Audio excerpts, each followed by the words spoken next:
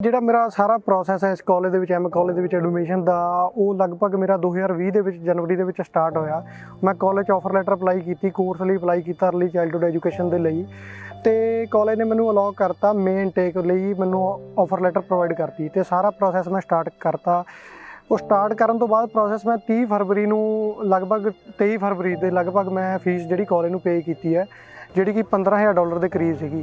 ਇੱਕ ਚੰਗੇ ਭਵਿੱਖ ਦਾ ਸੁਪਨਾ ਲੈ ਕੇ ਪੰਜਾਬ ਅਤੇ ਦੇਸ਼ ਦੇ ਬਾਕੀ ਭਾਗਾਂ ਤੋਂ ਨੌਜਵਾਨ ਵੱਡੀ ਗਿਣਤੀ ਵਿੱਚ ਵਿਦੇਸ਼ਾਂ ਨੂੰ ਜਾਂਦੇ ਹਨ, ਪਰ ਕਈ ਵਾਰ ਚੰਗੇ ਦੀ ਥਾਂ ਮਾੜਾ ਵਾਪਰ ਜਾਂਦਾ ਹੈ। ਕੈਨੇਡਾ ਦੇ ਮੌਂਟਰੀਅਲ ਤੋਂ ਇੱਕ ਵੱਡੀ ਧੋਖਾਧੜੀ ਵਾਲੀ ਘਟਨਾ ਸਾਹਮਣੇ ਆਈ ਹੈ, ਜਿਸ ਨੇ ਲਗਭਗ 1500 ਨੌਜਵਾਨਾਂ ਦੇ ਭਵਿੱਖ ਨੂੰ ਖਤਰੇ ਵਿੱਚ ਪਾ ਦਿੱਤਾ ਹੈ। ਕੈਨੇਡਾ 'ਚ ਮੌਂਟਰੀਅਲ ਦੇ 3 ਨਿੱਜੀ ਕਾਲਜਾਂ ਦੇ ਪ੍ਰਬੰਧਕਾਂ ਨੇ ਖੁਦ ਨੂੰ ਦਿਵਾਲੀਆ ਐਲਾਨ ਕਰ ਦਿੱਤਾ ਹੈ। ਇਸ ਘਟਨਾ ਨਾਲ ਪੰਜਾਬ ਅਤੇ ਹੋਰ ਦੇਸ਼ਾਂ ਦੇ ਨੌਜਵਾਨਾਂ ਦਾ ਭਵਿੱਖ ਦਾਅ 'ਤੇ ਲੱਗਿਆ ਹੋਇਆ ਹੈ। ਜਿਹੜਾ ਮੌਂਟਰੀਅਲ ਦੇ 3 ਕਾਲਜਿਸ ਨੇ ਹਾਲ 'ਚ ਹੀ ਆਪਣਾ ਇੰਡੀਅਨ ਸਟੂਡੈਂਟਸ ਨਾਲ ਇੱਕ ਫਰਾਡ ਕੀਤਾ ਹੈ, ਜਿਹਦੇ 'ਚ ਅਰਾਊਂਡ 1500 ਸਟੂਡੈਂਟ ਜਿਹੜੇ ਸਫਰ ਕਰ ਰਹੇ ਨੇ, ਜਿਨ੍ਹਾਂ 'ਚੋਂ 700-800 ਸਟੂਡੈਂਟ ਆਪਣਾ ਇਸ ਟਾਈਮ ਮੌਂਟਰੀਅਲ ਕੈਨੇਡਾ 'ਚ ਅਤੇ ਬਾਕੀ ਸਟੂਡੈਂਟ ਆਪਣੀ ਇੰਡੀਆ 'ਚ ਹੈਗੇ ਆ। ਹੁਣ ਉਹਨਾਂ ਦੇ ਫਰੋਡ ਕਰਨ ਨਾਲ ਕੀ ਹੋ ਰਿਹਾ ਕਿ ਜਿਹੜੇ ਮੌਂਟਰੀਅਲ ਕੈਨੇਡਾ ਬੈਠੇ ਸਟੂਡੈਂਟ ਹੈਗੇ ਨੇ, ਜਿਨ੍ਹਾਂ ਦੀ ਸਟੱਡੀ ਫਿਨਿਸ਼ ਹੋਣ ਵਾਲੀ ਹੈ, ਉਹਨਾਂ ਦੀ ਸਟੱਡੀ ਉੱਥੇ ਪੌਜ਼ ਹੋ ਗਈ ਹੈ, ਜਾਂ ਜਿਹੜੇ ਸਟੂਡੈਂਟ ਜਸਟ ਉੱਥੇ ਪਹੁੰਚੇ ਸੀਗੇ, ਹੁਣ ਉਹਨਾਂ ਨੂੰ ਅੱਗੇ ਕੋਈ ਦਿਖ ਨਹੀਂ ਰਿਹਾ ਵੀ ਕਿ ਅਸੀਂ ਕਾਲਜਸ ਬੰਦ ਹੋ ਚੁੱਕੇ ਆ ਤਾਂ ਅਸੀਂ ਸਟੱਡੀ ਆਪਣੀ ਕਿੱਥੇ ਸਟਾਰਟ ਕਰੀਏ। ਤੇ ਇੰਡੀਆ 'ਚ ਜਿਹੜੇ ਸਟੂਡੈਂਟ ਨੇ ਉਹਨਾਂ ਨੂੰ ਮੋਸਟਲੀ 99% ਜਿਹੜੇ ਹੈਗੇ ਰਿਫਿਊਜ਼ਲਸ ਮਿਲ ਚੁੱਕੀਆਂ ਨੇ, ਤੇ ਰਿਫਿਊਜ਼ਲਸ ਤੋਂ ਬਾਅਦ ਹੁਣ ਜਦੋਂ ਉਹਨਾਂ ਨੇ ਆਪਣੇ ਰਿਫੰਡ ਲਈ ਅਪਲਾਈ ਕੀਤਾ ਤਾਂ ਘੱਟੋ ਘੱਟ ਸਟੂਡੈਂਟ ਨੂੰ 8-9 ਮਹੀਨੇ ਹੋ ਗਏ ਨੇ, ਉਹਨਾਂ ਨੂੰ ਹਾਲੇ ਤੱਕ ਆਪਣੀ ਫੀਸ ਰਿਫੰਡ ਨਹੀਂ ਹੋਈ। ਉਹ ਫੀਸ ਪੇ ਕਰਨ ਤੋਂ ਬਾਅਦ ਕੀ ਹੈ, ਉਸ ਟਾਈਮ ਮਾਰਚ ਦੇ ਵਿੱਚ ਕਰੋਨਾ ਜਿਹੜਾ ਆ ਗਿਆ, ਕਰੋਨਾ ਆਉਣ ਦੇ ਕਰਕੇ ਕੀ ਹੈ ਡਿਲੇ ਹੋ ਗਿਆ, ਮੇਰੀ ਫਾਈਲ ਐਮਬੈਸੀ ਦੇ ਵਿੱਚ ਲੌਜ ਨਹੀਂ ਹੋ ਪਾਈ ਕਿਉਂਕਿ ਐਮਬੈਸੀ ਬੰਦ ਹੋ ਗਈ ਸੀ ਉਦੋਂ। ਤੇ ਫਿਰ ਕੀ ਹੋਇਆ, ਨਾ ਤਾਂ ਕੋਈ ਕਲਾਸ ਸ਼ੁਰੂ ਹੋਈ ਨਾ ਕੁਛ ਸ਼ੁਰੂ ਹੋਇਆ। ਤਾਂ ਉਸ ਤੋਂ ਬਾਅਦ ਕੀ ਹੈ, ਮੈਂ ਜਿਹੜੀ ਆਪਣੀ ਐਡਮਿਸ਼ਨ ਸੀ ਉਹ ਡੈਫਰ ਕਰਵਾ ਲਈ ਸੈਪਟੈਂਬਰ ਇਨਟੇਕ ਦੇ ਲਈ 2020 ਦੇ ਲਈ। ਫਿਰ ਹੌਲੀ ਹੌਲੀ ਕਰੋਨਾ ਦਾ ਜਿਹੜਾ ਡਰ ਹੈ ਘਟਦਾ ਗਿਆ ਤੇ ਐਮਬੈਸੀ ਜਿਹੜੀ ਓਪਨ ਹੋ ਗਈ। ਤਾਂ ਮੈਂ 16 ਜੁਲਾਈ 2020 ਦੇ ਵਿੱਚ ਮੈਂ ਆਪਣੀ ਜਿਹੜੀ ਫਾਈਲ ਐਮਬੈਸੀ ਦੇ ਵਿੱਚ ਸਾਰੇ ਕਾਗਜ਼ ਪੱਤਰ ਜਿਹੜੇ ਮੇਰੇ ਸੀਗੇ ਰਿਕੁਆਇਰਡ, ਜੋ ਵੀ ਡਾਕੂਮੈਂਟੇਸ਼ਨ ਮੇਰੀ ਸੀ ਉਹ ਕਰਕੇ ਮੈਂ ਆਪਣੀ ਫਾਈਲ ਜਿਹੜੀ ਲੌਜ ਕਰਤੀ ਹੈ। ਅਤੇ ਫਿਰ ਕੀ ਹੁੰਦਾ ਕਿ ਉਸ ਤੋਂ ਬਾਅਦ ਮੇਰਾ ਜਿਹੜਾ 3 ਸਤੰਬਰ 2020 ਨੂੰ ਮੈਨੂੰ ਅਪਰੂਵਲ ਇਨ ਪ੍ਰਿੰਸੀਪਲ ਲੈਟਰ ਆਉਂਦਾ, AIP ਲੈਟਰ, ਜਿਹੜਾ ਕਿ ਐਮਬੈਸੀ ਵੱਲੋਂ ਆਉਂਦਾ, ਜਿਹਦੇ 'ਚ ਐਮਬੈਸੀ ਕਹਿੰਦੀ ਹੈ ਕਿ you are now eligible for the online classes, ਕਿ ਤੁਸੀਂ ਆਨਲਾਈਨ ਕਲਾਸਿਸ ਜਿਹੜੀਆਂ ਆਪਣੀਆਂ ਲਗਾ ਸਕਦੇ ਹੋ ਅਤੇ ਤੁਹਾਡੇ ਜਿਹੜੇ ਡਾਕੂਮੈਂਟਸ ਹੈ ਅਸੀਂ ਆਲਰੇਡੀ ਸਾਰੇ ਰਿਵਿਊ ਕਰ ਲਏ ਨੇ। ਅਤੇ ਨੈਕਸਟ ਸਟੈਪ ਕੀ ਹੈ, ਤੁਹਾਡਾ ਬਾਇਓਮੈਟ੍ਰਿਕ ਹੋਏਗਾ ਅਤੇ ਬਾਇਓਮੈਟ੍ਰਿਕ ਤੋਂ ਬਾਅਦ ਜੋ ਵੀ ਤੁਹਾਡਾ ਡਿਸੀਜਨ ਹੈ, ਫਾਈਨਲ ਡਿਸੀਜਨ ਅਸੀਂ ਫਾਈਲ 'ਤੇ ਤੁਹਾਡੀ 'ਤੇ ਪ੍ਰੋਵਾਈਡ ਕਰਾਂਗੇ। ਜਿਹੜੇ ਬੱਚਿਆਂ ਦਾ ਉਸ ਟਾਈਮ 'ਤੇ AIP ਲੈਟਰ ਆਇਆ, ਉਹਨਾਂ ਦਾ ਮੋਸਟਲੀ 99% ਬੱਚੇ ਜਿਹੜੇ ਨੇ ਅਦਰ ਪ੍ਰੋਵਿੰਸ ਦੇ ਐਕਸੈਪਟ ਕਿਊਬਿਕ, ਉਹਨਾਂ ਦਾ ਸਭ ਦਾ ਵੀਜ਼ਾ ਜਿਹੜਾ ਆਲਰੇਡੀ ਆ ਚੁੱਕਿਆ ਅਤੇ ਉਹ ਬੱਚੇ ਟਰੈਵਲ ਕਰ ਗਏ ਨੇ ਉੱਥੇ, ਆਪਣੀ ਮਤਲਬ ਉਹਨਾਂ ਨੇ ਸਟੱਡੀ ਕੰਟੀਨਿਊ ਕੀਤੀ ਹੋਈ ਹੈ। ਅਤੇ ਫਿਰ ਉਹ ਕਰਨ ਤੋਂ ਬਾਅਦ ਕੀ ਅਸੀਂ ਕਾਲਜ ਨੂੰ ਪ੍ਰੋਵਾਈਡ ਕੀਤਾ, ਉਹ AIP ਲੈਟਰ ਕਾਲਜ ਨੂੰ ਅਸੀਂ ਮੇਲ ਕੀਤਾ, ਤਾਂ ਕਾਲਜ ਨੇ ਸਾਨੂੰ ਕਿਹਾ ਕਿ ਹਾਂ ਤੁਸੀਂ ਐਲੀਜੀਬਲ ਹੋ ਕਲਾਸਿਸ ਲਾਉਣ ਦੇ ਲਈ। ਤਾਂ ਫਿਰ ਉਹਨਾਂ ਨੇ ਸਾਰਾ ਜਿਹੜਾ ਸਾਡਾ ਬੈਚ ਸੀਗਾ ਉਹਨੂੰ ਆਨਲਾਈਨ ਕਲਾਸਿਸ ਪ੍ਰੋਵਾਈਡ ਕਰਨੀਆਂ ਸਟਾਰਟ ਕਰ ਦਿੱਤੀਆਂ 3 ਨਵੰਬਰ 2020 ਦੇ ਵਿੱਚ। ਇਹ 3 ਨਵੰਬਰ ਤੋਂ ਬਾਅਦ ਸਾਰੇ ਸਾਡਾ ਜਿਹੜਾ ਮੇਰਾ ਗਰੁੱਪ ਸੀਗਾ ਉਹ ਲਗਭਗ 20 ਤੋਂ 25 ਬੱਚਿਆਂ ਦਾ ਸਾਡਾ ਗਰੁੱਪ ਸੀ।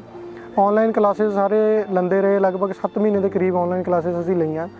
ਉਹਦੇ ਦੌਰਾਨ ਕੀ ਹੈ, ਜਦੋਂ ਜਨਵਰੀ 2021 ਆਇਆ ਤਾਂ ਕਿਊਬਿਕ ਦੇ 10 ਕਾਲਜ ਜਿਹੜੇ ਸੀਗੇ ਉਹਨਾਂ ਦਾ ਜਿਹੜਾ CAQ ਲੈਟਰ ਉੱਥੋਂ ਦੀ ਗਵਰਨਮੈਂਟ ਨੇ ਉਹ ਸਸਪੈਂਡ ਕਰਤਾ ਕਿ ਇਹਨਾਂ ਨੂੰ ਅਸੀਂ CAQ ਲੈਟਰ ਨਹੀਂ ਦੇਣਾ। ਉਹਨਾਂ ਦਾ ਕੋਈ ਜੋ ਵੀ ਸੀ ਰੌਲਾ, ਫਿਰ ਉਹ 15-20 ਦਿਨ ਦੇ ਵਿੱਚ ਉਹ ਰੌਲਾ ਵੀ ਖਤਮ ਹੋ ਜਾਂਦਾ ਅਤੇ CAQ ਲੈਟਰ ਦੁਬਾਰਾ ਤੋਂ ਉੱਥੋਂ ਦੀ ਗਵਰਨਮੈਂਟ ਉਹਨਾਂ ਨੂੰ ਜਾਰੀ ਕਰ ਦਿੰਦੀ ਹੈ ਸਾਰੇ ਸਟੂਡੈਂਟਸ ਨੂੰ ਜਿਨ੍ਹਾਂ ਨੇ ਉੱਥੇ ਆਪਣਾ ਐਡਮਿਸ਼ਨ ਲਈ ਅਪਲਾਈ ਕੀਤਾ ਹੁੰਦਾ।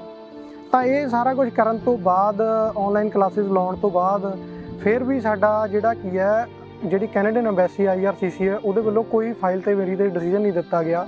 ਲਗਭਗ ਜਿਹੜੇ ਮੇਰੇ ਨਾਲ ਦੇ ਸਾਰੇ 20 ਤੋਂ 25 ਬੱਚੇ ਸੀਗੇ, ਕਿਸੇ ਦੀ ਫਾਈਲ 'ਤੇ ਡਿਸੀਜਨ ਨਹੀਂ ਆਇਆ। ਹੋਰ ਕਾਫੀ ਬੱਚੇ ਸੀ 10 ਕਾਲਜਾਂ ਦੇ, ਅਤੇ ਫਿਰ ਬੱਚਿਆਂ ਨੇ ਇੱਕ IRCC ਜਿਹੜਾ ਇੱਥੇ ਆਪਣਾ VFS ਦਾ ਆਫਿਸ ਹੈ ਚੰਡੀਗੜ੍ਹ ਦੇ ਵਿੱਚ ਐਲਾਂਟੇ 'ਚ, ਉੱਥੇ ਪ੍ਰੋਟੈਸਟ ਕੀਤਾ। ਤਾਂ ਹੌਲੀ ਹੌਲੀ ਕੀ ਹੈ, ਉਹ ਪ੍ਰੋਟੈਸਟ ਤੋਂ ਬਾਅਦ ਬੱਚਿਆਂ ਦੇ ਜਿਹੜੇ ਹੈ ਡਿਸੀਜਨ ਫਾਈਲਸ 'ਤੇ ਆਉਣੇ ਸ਼ੁਰੂ ਹੋ ਗਏ। ਪਰ ਦੇਖਿਆ ਕੀ ਹੈ, ਅਸੀਂ ਉਹਦੇ ਵਿੱਚ 90% ਜਿਹੜੇ ਡਿਸੀਜਨ ਸੀ ਬੱਚਿਆਂ ਦੇ ਉਹ ਨਾ ਪੱਖੀ ਸੀ, ਰਿਫਿਊਜ਼ਲ ਸੀ।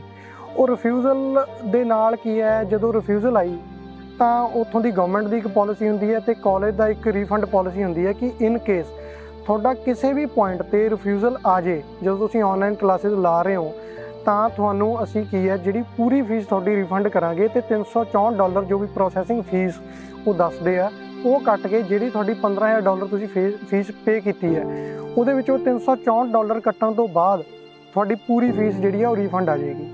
ਤਾਂ ਫਿਰ ਕੀ ਹੈ 20 ਅਗਸਤ ਦੀ ਤਰੀਕ ਜਦੋਂ ਮੈਨੂੰ ਰਿਫਿਊਜ਼ਲ ਆਈ ਤਾਂ ਮੈਂ 1-2 ਦਿਨ ਤੋਂ ਬਾਅਦ ਆਪਣਾ ਰੀਫੰਡ ਜਿਹੜਾ ਕਾਲਜ 'ਚ ਪੂਰੇ ਡਾਕੂਮੈਂਟ ਤਿਆਰ ਕਰਕੇ ਰੀਫੰਡ ਅਪਲਾਈ ਕਰਤਾ। ਉਹ ਮੇਰੇ ਏਜੰਟ ਵੀ ਸੀ, ਜਿਵੇਂ IDP ਚੰਡੀਗੜ੍ਹ ਤੋਂ ਮੈਂ ਏਜੰਟ ਦੇ ਥਰੂ ਵੀ ਅਪਲਾਈ ਕੀਤਾ ਅਤੇ ਪਰਸਨਲੀ ਖੁਦ ਵੀ ਮੈਂ ਕਾਲਜ ਨੂੰ ਸਾਰੇ ਡਾਕੂਮੈਂਟ ਸੈਂਡ ਕੀਤੇ ਅਤੇ ਕਾਲਜ ਮੈਨੂੰ ਕਹਿੰਦਾ ਕਿ ਹਾਂ ਸਾਡੇ ਕੋਲ ਤੁਹਾਡੇ ਡਾਕੂਮੈਂਟ ਆ ਗਏ ਆ। ਉਹਨਾਂ ਦੀ ਮੇਲ ਮੇਰੇ ਕੋਲ ਬਕਾਇਦਾ ਸਾਰੀਆਂ ਹੈਗੀਆਂ ਨੇ ਅਤੇ ਡਾਕੂਮੈਂਟ ਆਉਣ ਤੋਂ ਬਾਅਦ ਉਹ ਕਹਿੰਦੇ ਵੀ ਤੁਹਾਡਾ ਜਿਹੜਾ ਰੀਫੰਡ ਹੈ ਇਨ ਪ੍ਰੋਸੈਸ ਹੈ। ਅਤੇ ਕੋਵਿਡ ਕਰਕੇ ਫਿਰ ਕੋਵਿਡ ਦਾ ਹਵਾਲਾ ਦੇ ਕੇ ਉਹ ਕਹਿੰਦੇ ਥੋੜ੍ਹਾ ਡਿਲੇ ਹੋ ਰਿਹਾ ਅਤੇ ਤੁਹਾਡਾ ਰੀਫੰਡ ਆ ਜਾਏਗਾ ਜਲਦੀ ਤੋਂ ਜਲਦੀ। ਫਿਰ ਕਰਾਉਂਦੇ ਕੀ ਹੈ, ਅਸੀਂ ਦੇਖਦੇ ਹਾਂ ਕਿ ਦਸੰਬਰ ਦਾ ਮਹੀਨਾ ਆ ਗਿਆ। ਦਸੰਬਰ 2021 ਦੀ ਗੱਲ ਹੈ। ਦਸੰਬਰ 2021 ਦੇ ਵਿੱਚ ਕਾਲਜ ਕਹਿੰਦਾ ਕਿ ਅਸੀਂ ਹੁਣ ਵਿੰਟਰ ਬ੍ਰੇਕ 'ਤੇ ਚਲੇ ਗਏ ਅਤੇ ਜਨਵਰੀ 10 ਤੱਕ ਸਾਡੇ ਬ੍ਰੇਕ ਆ। ਅਤੇ ਜਨਵਰੀ 10 ਤੋਂ ਬਾਅਦ ਮੈਂ ਫਿਰ 11 ਜਨਵਰੀ ਨੂੰ ਦੁਬਾਰਾ ਕਾਲਜ ਨੂੰ ਸੇਮ ਡਾਕੂਮੈਂਟ ਆਪਣੇ ਦੁਬਾਰਾ ਤੋਂ ਸੈਂਡ ਕੀਤੇ ਅਤੇ ਉਦੋਂ ਹੀ ਸਾਨੂੰ ਹੋਰ ਨਾਲ ਦੇ ਜਿਹੜੇ ਮੇਰੇ ਸਟੂਡੈਂਟਸ ਨੇ ਉਹਨਾਂ ਤੋਂ ਪਤਾ ਲੱਗਿਆ, ਸਭ ਤੋਂ ਪਤਾ ਲੱਗਿਆ। ਅਸੀਂ ਨਿਊਜ਼ ਦੇ ਵਿੱਚ ਦੇਖਿਆ ਕਿਤੇ ਨਾ ਕਿਤੇ ਸਾਨੂੰ ਮੇਲ ਆਈ ਆ ਕਿ ਇਹ ਕਾਲਜ ਨੇ ਬੈਂਕਰਪਸੀ ਸ਼ੋਅ ਕੀਤੀ ਹੈ 6 ਜਨਵਰੀ 2022 ਦੇ ਵਿੱਚ ਕਿ ਸਾਡੇ ਕੋਲ ਅਸੀਂ ਬੈਂਕਰਪਸੀ ਸ਼ੋਅ ਕਰਤੀ ਉਹਨਾਂ ਨੇ ਗਵਰਨਮੈਂਟ ਦੇ ਕੋਲ।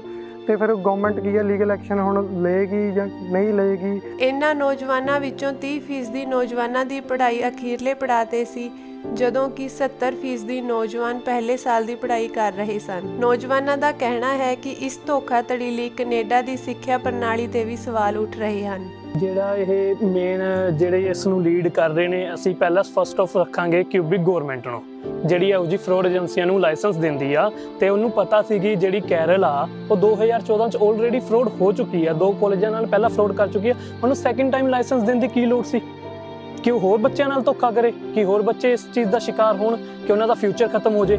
ਅਤੇ ਇਸ ਚੀਜ਼ ਮੇਨ ਜਿਹੜਾ ਮੇਰਾ ਫੋਕਸ ਹੈ ਕਿਊਬਿਕ ਗਵਰਨਮੈਂਟ ਹੈ, ਜਿਹੜੀ ਕਿਊਬਿਕ ਉੱਥੇ ਸਟੇਟ ਹੈ ਕੈਨੇਡਾ ਦੇ ਅੰਦਰ, ਅਤੇ ਸੈਕਿੰਡ ਆਉਂਦੀ ਹੈ ਆਪਣੀ ਕੈਨੇਡੀਅਨ ਗਵਰਨਮੈਂਟ। ਅਸੀਂ ਉਹਨਾਂ ਨੂੰ ਅਪੀਲ ਕਰਦੇ ਹਾਂ, ਕਸੂਰਵਾਰ ਨਹੀਂ, ਕਿਉਂਕਿ ਉਹ ਬਹੁਤ ਵੱਡੇ ਲੈਵਲ 'ਤੇ ਨੇ। ਮੇਨ ਕੰਮ ਹੁੰਦਾ ਕਿਊਬਿਕ ਗਵਰਨਮੈਂਟ, ਜਿਹੜੀ ਸਟੇਟ ਦੇ ਜਿਹੜੀ ਨੀਚੇ ਗਵਰਨਮੈਂਟ ਹੈ ਉਹਨਾਂ ਨੂੰ ਮੰਨਦੇ ਆ ਕਸੂਰਵਾਰ ਤਾਂ। ਬਟ ਅਸੀਂ ਉਹਨਾਂ ਨੂੰ ਅਪੀਲ ਕਰਦੇ ਹਾਂ ਕਿ ਸਾਡਾ ਮਸਲਾ ਹੱਲ ਕੀਤਾ ਜਾਵੇ, ਜਲਦੀ ਤੋਂ ਜਲਦੀ ਸਾਡਾ ਰਿਫੰਡ ਮੋੜਿਆ ਜਾਵੇ। ਅਸੀਂ 6 ਤੋਂ 8 ਮਹੀਨੇ ਹੋ ਗਏ ਬੱਚਿਆਂ ਨੂੰ ਰਿਫੰਡ ਲਈ ਲੜਦਿਆਂ ਨੂੰ। ਬਹੁਤ ਤੁਹਾਨੂੰ ਪਤਾ ਹੈ ਕਿ ਅਸੀਂ ਸਾਡੇ ਹੋਰ ਫਰਦਰ ਸਟੱਡੀਆਂ ਸਾਡੀਆਂ ਰੁਕ ਗਈਆਂ, ਅਸੀਂ ਕਿੱਥੋਂ ਕਰੀਏ? ਸਾਡੀ ਪਹਿਲਾਂ ਤਾਂ ਫੀਸਿਸ ਜੜੀਆਂ ਹੋਈਆਂ ਨੇ, ਅਸੀਂ ਹੋਰ ਅੜਾ ਲਈਏ ਕਿਤੇ ਜਾ ਕੇ। ਇਸ ਘਟਨਾ ਕਾਰਨ ਨੌਜਵਾਨਾਂ ਦਾ ਸਮਾਂ ਤਾਂ ਖਰਾਬ ਹੋ ਹੀ ਚੁੱਕਾ ਹੈ, ਨਾਲ ਹੀ ਉਹਨਾਂ ਦੀ ਫੀਸ ਲਈ ਭਰੀ ਭਾਰੀ ਰਕਮ ਵੀ ਉਹਨਾਂ ਨੂੰ ਵਾਪਸ ਨਹੀਂ ਮਿਲੀ ਹੈ। ਜੋ ਨੌਜਵਾਨ ਕੈਨੇਡਾ 'ਚ ਇਹਨਾਂ ਕਾਲਜਾਂ 'ਚ ਵਿਦਿਆਰਥੀ ਸਨ, ਉਹਨਾਂ ਲਈ ਇਹ ਬੜੀ ਦੁਖਦ ਘਟਨਾ ਹੈ। ਕਾਲਜ ਬੰਦ ਹੋਣ ਤੇ ਲਾਇਸੈਂਸ ਰੱਦ ਹੋਣ ਨਾਲ ਉਹਨਾਂ ਨੂੰ ਭਾਰੀ ਮੁਸ਼ਕਲਾਂ ਦਾ ਸਾਹਮਣਾ ਕਰਨਾ ਪੈ ਰਿਹਾ ਹੈ। ਕਾਲਜ ਬੰਦ ਹੋਣ ਕਾਰਨ ਨੌਜਵਾਨਾਂ ਦੇ ਵੀਜ਼ੇ ਰੱਦ ਕਰ ਦਿੱਤੇ ਗਏ ਸਨ, ਪਰ ਫੀਸ ਲਈ ਭਰੀ ਰਕਮ ਹਜੇ ਤੱਕ ਵਾਪਸ ਨਹੀਂ ਕੀਤੀ ਗਈ ਹੈ। ਨੌਜਵਾਨਾਂ ਵੱਲੋਂ ਇਸ ਘਟਨਾ ਤੇ ਰੋਸ ਵਜੋਂ ਧਰਨੇ ਦਿੱਤੇ ਜਾ ਰਹੇ ਹਨ। ਉਹਨਾਂ ਦੀ ਮੰਗ ਹੈ ਕਿ ਕੈਨੇਡਾ 'ਚ ਪੜ੍ਹਾਈ ਕਰਦੇ ਵਿਦਿਆਰਥੀਆਂ ਦੀ ਅੱਗੇ ਦੀ ਪੜ੍ਹਾਈ ਲਈ ਹੋਰ ਕਾਲਜਾਂ ਵਿੱਚ ਵਿਵਸਥਾ ਕੀਤੀ ਜਾਵੇ ਅਤੇ ਭਾਰਤ ਵਿੱਚ ਫਸੇ ਵਿਦਿਆਰਥੀਆਂ ਨੂੰ ਉਹਨਾਂ ਦੀਆਂ ਫੀਸਾਂ ਵਾਪਸ ਕੀਤੀਆਂ ਜਾਣ। ਨਾਲ ਹੀ ਉਹਨਾਂ ਨੇ ਧੋਖਾਧੜੀ ਕਰਨ ਵਾਲੇ ਕਾਲਜਾਂ 'ਤੇ ਸਖਤ ਕਾਰਵਾਈ ਕਰਨ ਲਈ ਵੀ ਕਿਹਾ ਹੈ। ਇਹ ਕੈਨੇਡਾ ਦੇ ਜਿਹੜੇ 3 ਕਾਲਜ ਸੀਗੇ, M college, CD college and CCSQ college ਜਿਹੜਾ ਸੀਗਾ, ਇਹ ਕਾਲਜ ਕਿਤੇ ਨਾ ਕਿਤੇ ਇੱਥੋਂ ਦੇ ਨਾਮਵਾਰ ਕੰਸਲਟੈਂਟ ਜਿਹੜੇ ਜਿਵੇਂ ਕਿ ਚੰਡੀਗੜ੍ਹ ਦੇ ਵਿੱਚ ਹੈਗੇ ਆ, IDP ਹੋ ਗਿਆ, ਕੈਨਮ ਹੋ ਗਿਆ, ਇਹ ਰਿਕਮੈਂਡ ਕਰਦੇ ਸੀ। ਇਹਨਾਂ ਏਜੰਟਸ ਦਾ ਕਮਿਸ਼ਨ ਕਿਤੇ ਨਾ ਕਿਤੇ ਬਹੁਤ ਵੱਡਾ ਜੁੜਿਆ ਹੁੰਦਾ ਬੱਚੇ ਦੀ ਫੀਸ ਦੇ ਵਿੱਚ। ਇਹ ਖੁਦ ਤਾਂ ਪੈਸੇ ਨਹੀਂ ਲੈਂਦੇ, IDP ਜਿਵੇਂ ਆ, ਇਹ ਖੁਦ ਤਾਂ ਬੱਚੇ ਤੋਂ ਕੋਈ ਫੀਸ ਨਹੀਂ ਇਹ ਲੈਂਦੇ ਫਾਈਲ ਲੌਜ ਕਰਨ ਦੀ, ਪਰ ਕਿਤੇ ਨਾ ਕਿਤੇ ਉਹੀ ਧੋਖੇ 'ਚ ਰੱਖ ਕੇ ਬੱਚੇ ਨੂੰ ਇਹ ਹੁੰਦਾ ਕਿ ਮੇਰੇ ਤੋਂ ਕੋਈ ਫੀਸ ਨਹੀਂ ਲਈਗੀ, ਪਰ ਕਿਤੇ ਨਾ ਕਿਤੇ ਕਾਲਜ ਤੋਂ ਜਿਹੜੀ ਫੀਸ ਅਸੀਂ ਪੇ ਕਰਦੇ ਹਾਂ ਉਹਦਾ ਵੱਡਾ ਹਿੱਸਾ ਜਿਹੜਾ ਕੀ ਹੈ ਉਹ ਇਹਨਾਂ ਕੰਸਲਟੈਂਟ ਨੂੰ ਆਉਂਦਾ।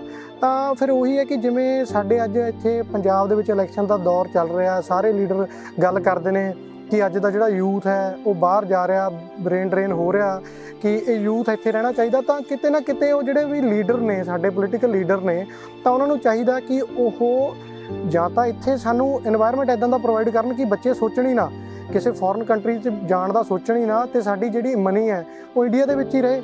ਅਤੇ ਕਿਤੇ ਨਾ ਕਿਤੇ ਅਗਰ ਬੱਚਾ ਕੋਈ ਪੜ੍ਹਨਾ ਚਾਹੁੰਦਾ, ਬਾਹਰ ਕਿਸੇ ਹੋਰ ਕੰਟਰੀ ਤੋਂ ਐਜੂਕੇਸ਼ਨ ਲੈਣੀ ਚਾਹੁੰਦਾ, ਤਾਂ ਫਿਰ ਕਿਤੇ ਨਾ ਕਿਤੇ ਜਿਹੜੇ ਉਹ ਐਜੂਕੇਸ਼ਨ ਲੈਣ ਦਾ ਕੋਈ ਤਰੀਕਾ ਹੈ ਉਹਨੂੰ ਇੱਕ ਬਿਹਤਰ ਤਰੀਕਾ ਬਣਾਇਆ ਜਾਵੇ। ਅਤੇ ਜਿਹੜੇ ਕੰਸਲਟੈਂਟ ਨੇ, ਰਿਕਮੈਂਡ ਕਰਦੇ ਨੇ ਕਾਲਜ, ਉਹਨਾਂ ਦੀ ਕਿਤੇ ਨਾ ਕਿਤੇ ਜੋ ਵੀ ਕਾਰਵਾਈ ਹੈ ਉਹਦੇ 'ਤੇ ਗਵਰਨਮੈਂਟ ਉਹਦੇ ਧਿਆਨ 'ਚ ਲਿਆਵੇ, ਅਤੇ ਜੋ ਵੀ ਲੀਗਲ ਕੰਮ ਹੋ ਰਿਹਾ ਉਹ ਚੱਲਦਾ ਰਹੇ। ਜੋ ਇਲੀਗਲ ਐਕਟੀਵਿਟੀਜ਼ ਹੋ ਰਹੀਆਂ ਨੇ ਅਤੇ ਉਹਨਾਂ ਨੂੰ ਬੰਦ ਕਰਾਇਆ ਜਾਵੇ। ਇਹ ਗਵਰਨਮੈਂਟ ਨੂੰ ਸਾਡੀ ਇੱਕ ਬਹੁਤ ਵੱਡੀ ਡਿਮਾਂਡ ਹੈ।